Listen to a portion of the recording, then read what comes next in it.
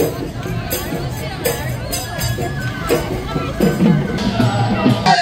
সাহিত্য সভাৰ কেন্দ্ৰীয় কাৰ্যালয় চন্দ্ৰকান্ত সন্দিকৈ ভৱনৰ আজি শতবৰ্ষ অনুষ্ঠান অনুষ্ঠিত হৈছে আৰু দুদিনীয়া কাৰ্যসূচীৰে উলহ মালহেৰে উদযাপন কৰা হৈছে এই শতবৰ্ষ অনুষ্ঠান।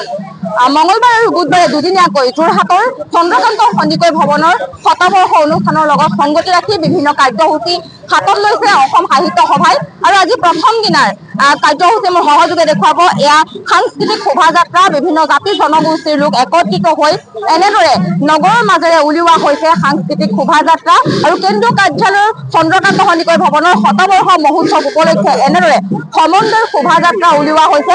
আজি প্ৰথম দিনা প্ৰথমটো কাৰ্যসূচী পতাকা উত্তোলন কৰা হয়। পতাকা উত্তোলন কৰি অসম সাহিত্য সভাৰ সভাপতি শ্ৰদ্ধাৰ বসন্ত কুমাৰ গোস্বামী ছাৰে আৰু ইয়াৰ পাছতে স্মৃতি তৰ্পণ, পূৰ্ণাংগ প্ৰতিমূৰ্তি উন্মোচন, জুবিন ক্ষেত্ৰ উন্মোচন আদি কেইবাটাও কাৰ্যসূচী হাতত লৈছে। দুদিনীয়া কাৰ্যসূচী বিভিন্ন কাৰ্যসূচী যিহেতু অনুষ্ঠিত কৰা হ'ব আৰু শতবৰ্ষ অনুষ্ঠান এইবাৰ খুব এটা ভাল লগা পৰিৱেশ। যোৰহাটত বিভিন্ন ভাষা ভাষীৰ লোক আহি একত্ৰিত হৈ এই সমন্বয় শোভাযাত্ৰাত অংশগ্ৰহণ কৰিছে। কি ক'ব এই মই অভিভূত হৈ পৰিছোঁ যে অসমীয়া জাতিৰ সমন্বিত ৰূপটো আমি প্ৰদৰ্শন কৰিবলৈ প্ৰযত্ন কৰিছিলোঁ। তাৰে অংশ হিচাপে আজিৰ এইটো ৰূপ পাইছে যে পাহাৰ ভৈয়ামৰ পৰা সকলো নামি আহিছে। গতিকে তেওঁলোকে সমন্বিত ৰূপটো বিচাৰি আছিল আৰু অসম সাহিত্য সভাৰ এইটো এটা ঐতিহাসিক ক্ষণ হিচাপে পৰিগণিত হ'ব। আমি আশা কৰিম যে এয়াই আৰম্ভণি, এই আৰম্ভণি যাত্ৰা অধিক শক্তিশালী হ'ব।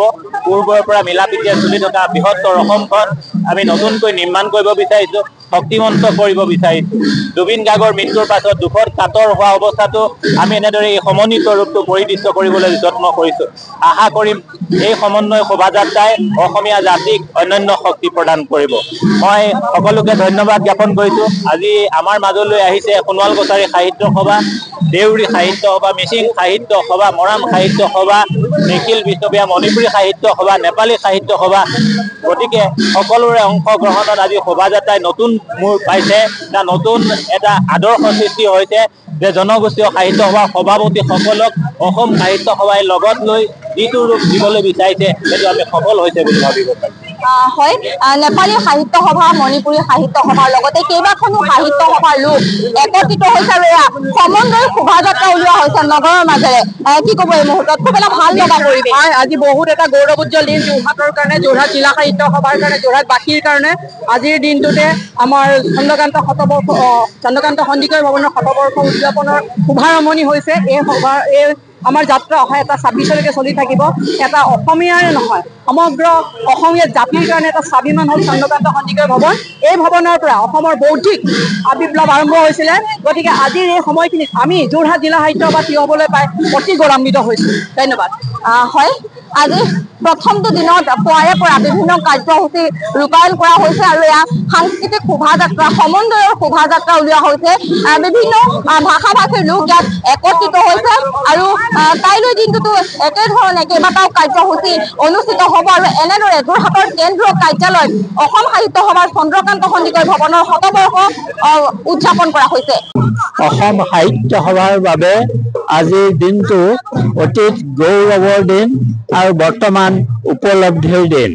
উপনিষদত এইটো খুব স্পষ্টকৈ কোৱা হৈছে অতীত আৰু বৰ্তমান দুয়োটাৰ সংমিশ্ৰণতে মুকুতাৰ জন্ম হয়।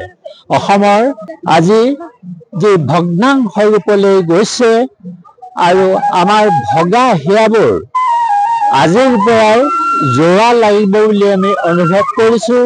জাতি ধৰ্ম বৰ্ণ নিৰ্বিশেষে অসম সাহিত্য সভাই সংস্কৃতিৰে আমি সকলোকে বন্ধন কৰিবৰ কাৰণে চেষ্টা কৰাৰ এটা সংকল্প এই ঐতিহাসিক দিনটোত অসম সাহিত্য সভাই লৈছে। তাৰ লগতে আজি যি নানা ধৰণৰ সমস্যাৰ ভিতৰত অজস্ৰ সমস্যাৰ এটা একাডেমিক সমস্যাৰ কথা মই ক'ব খুজিছোঁ।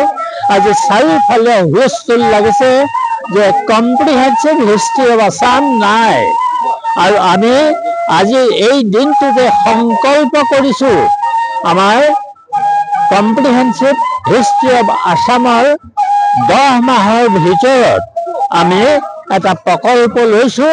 সেই প্ৰকল্প আমি সম্পূৰ্ণ কৰিব পাৰিম বুলি মই আশা কৰিছোঁ।